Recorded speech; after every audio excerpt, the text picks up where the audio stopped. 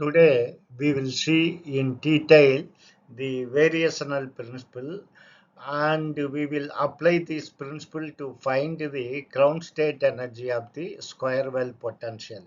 This is as an example.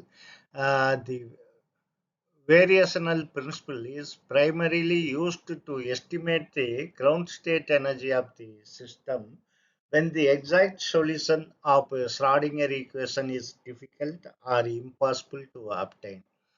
So in this method, we will guess one trial wave function. The energy of any trial wave function is always greater than or equal to the true ground state energy of the system. The variational principle can be written as the energy of the trial function is equal to the expectation value of the Hamiltonian with the trial wave function divided by the inner product of the trial wave function. This is used to normalize this result. So, which is equal to or greater than the ground state energy. Proof for the variational method. Let us take a trial wave function psi trial, which is a linear combination of psi n. That is, we are forming the trial wave function on psi n basis. So, which is equal to the summation over n Cn psi n. Now you take the inner product of the trial wave function. Then this, if you take the right hand side, the inner product will become uh, Cm star bra psi m, because bra vector always this is a complex and Cn get vector psi n. We know very well that this inner product is equal to Kronecker delta mn. This is this summation is valid only when m is equal to n. Otherwise, this will become 0. So, in that case, M will become Cn star. Cm star will become Cn star. So, the right hand side will become modulus Cn square summation over n, of course. In the left hand side, this inner product is always equal to 1 due to orthonormal property. Now, what is the Hamiltonian? Hamiltonian can be written as summation over n Cm star Cn psi m h psi n.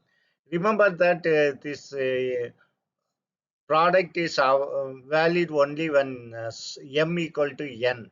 That is, it is n equal to m equal to n.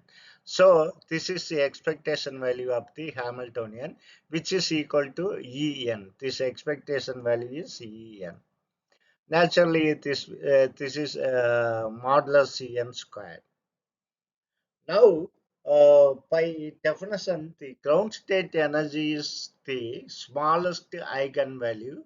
So, the energy of the trial wave function is equal to or greater than ground state energy, and hence the expectation value of Hamiltonian from this equation you can see is equal to summation over n modulus Cn squared En, which is equal to or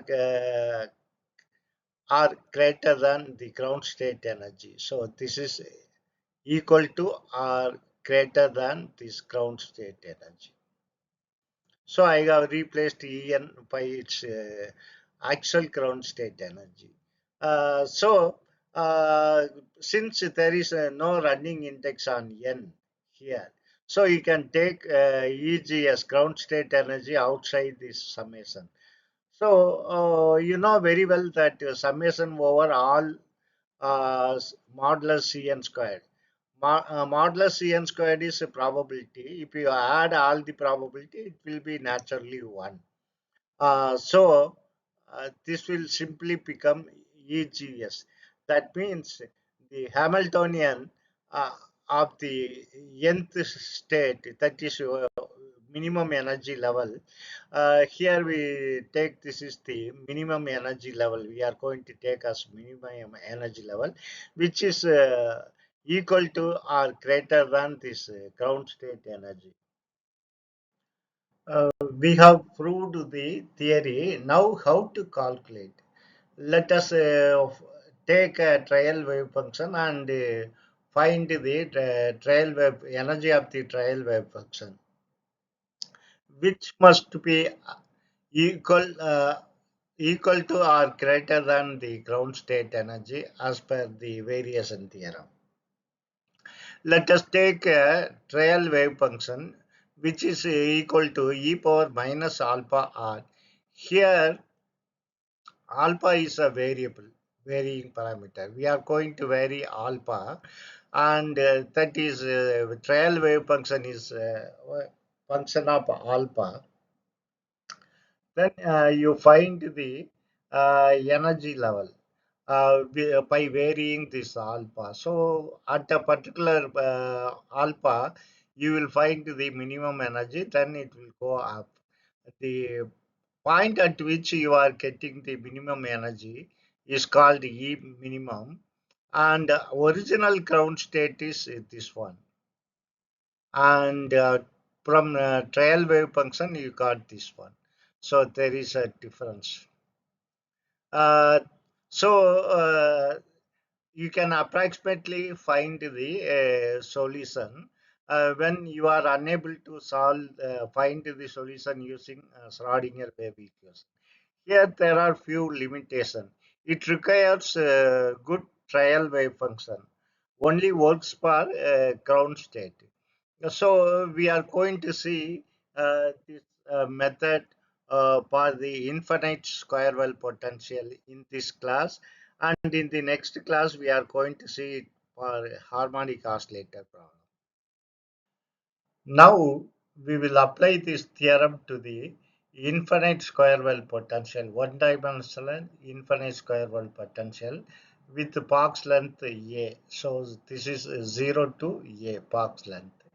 We know the actual potential, sorry, actual wave function psi of x is equal to square root of 2 over a sine n pi by a x, where a is the Fox length, and we have found the nth state energy is n squared pi squared h cross squared over 2m a squared. What about the ground state energy? Ground state energy you will get when n is equal to 1. So when n equal to 1, this will become pi squared h cross squared over 2ma squared. Now you take a trial wave function as x a minus x. My guess is because the wave function must vanish at the boundary, and due to continuity, it must vanish at boundary because outside the box you cannot find the particle. That is probability psi is 0. So at point A, psi of A is equal to 0. It must be equal to 0 because you cannot find the particle outside. Same is the case in the left hand side. That is psi of x, psi of 0 also must be equal to 0. Now you will we will test that there is trial wave function obeys this rule. So now you can take this x is equal to a minus a is 0. Okay, in this side is no problem. What about the other end 0? When x is equal to 0, here it will take this will be 0. So 0 multiplied by something as 0. So what I am going to do is I am going to introduce a variable beta here. Now we are going to change the variable and we are going to find the uh, minimum energy. So this trial wave function is you multiply this beta x a. So that will be a beta x. You are multiplying it. Then if you multiply beta x with minus x, you will get minus beta x squared. This is our trial wave function. Now, in order to find the normalization constant, you integrate integral between minus infinite to plus infinite psi star psi. Now, the the normalization constant is assumed for this wave function. Normalization constant is A. So, if you take psi star psi, then you will get uh, modulus A squared.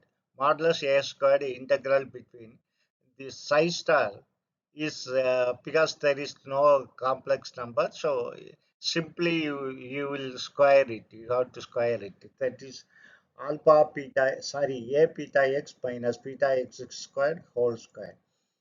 Now this is a minus b whole square form, so which is equal to a squared. Here the first term is a squared, that is alpha squared beta squared x squared. The next term, the b squared. B squared is beta squared x power 4 minus 2ab. That you will do, that is 2ab. 2, here a is a beta x and b is beta x square. So now if you multiply this, 2a will come here. Here beta square will come. Here x into x squared will be x cube dx, of course, which must be equal to 1. Here in all the term you have beta as a common factor, beta squared, beta squared, beta squared. So you take out the beta squared out of the integral, then you will get modulus a squared beta squared, and this integral you will get. Now you integrate this with respect to x squared. First term will become x cube divided by 3. Next term x power 5 divided by 5. Next term x power 4 divided by 4. Of course, you have to apply the lower limit and upper limit. So now we will reduce this equation. So now we got this expression and we have to apply the limit. Lower limit is 0. You forgot about it. The only upper limit is a. So first term a squared a power 3 a power 5. Here a power 5. Third term a into a power 4 is a power 5. Here 3, 5, 4. This 4 will get cancelled with this 2. This will become 2. That's what I have written here. In the numerator, we have a power 5 as a common factor. So a power 5 I am taking out, and you take LCM, that is 30. So for first term it is 10 plus 6, because 6 divided by 30 is 5, and minus 15. This is minus 15. So 16 minus 15 is equal to 1. 1 divided by 30. Now our aim is we have to find the modulus a square. So you bring all other term to the right hand side. So this will become numerator 30 divided by p squared a power 5. This is the modulus square of the normalization constant, which is equal to 30 divided by p squared a power 5. Now you find the uh, expectation value of the kinetic energy, that is modulus a squared psi star. This is psi star and this is psi. Of course, for kinetic energy is p squared over 2m. So we can replace this p squared by its operator I h cross t by tt. Sorry, t by tx. So if you square it, you will get minus h cross squared over 2m This is second order partial derivative. You have to differentiate this twice. Then we will see what we will get. Now we got this expression. First, you differentiate this twice. If you differentiate once, then a beta x will become just a beta. And minus beta x squared, if you differentiate once, then you will get 2 times beta x. Then again you differentiate the same. If you differentiate this, you will get this will be 0 because no x constant. And if you differentiate this minus 2 beta x, you simply you will get minus 2 beta. So now this minus and this minus will get cancelled. And also you bring this 2 beta outside the integral because you are going to integrate over x. So this will become alpha beta x minus beta x squared dx. So here you have beta again. Beta is a common parameter. Take that beta outside, then this 2 beta will become 2 beta squared. Of course, inside the integral you have ax minus x squared dx. So we got this expression. Here one interesting thing you can note that uh, in the numerator you have 2 beta squared, which will get cancelled with this denominator 2 beta squared. So this will not happen always. It depends upon what type of trial wave function you are taking. That means it is independent of that variable beta. So it does not depend on beta. That is a very, very important point. And then you will get h squared 30, h squared 30. And here in the denominator you have m, yes, a power 5, m a power 5. Now you integrate this. If you integrate the first term, you will get a x squared over 2. Then next term minus x cube by 3. Now you apply the limit 0 to a. So if you apply the upper limit, this will become a into a squared, a cube. Then x cube is equal to a cube. So you can take a cube outside. And you take 2 into 3. LCM 6. So first term will be 3 and next term will be minus 2. So this will become 1.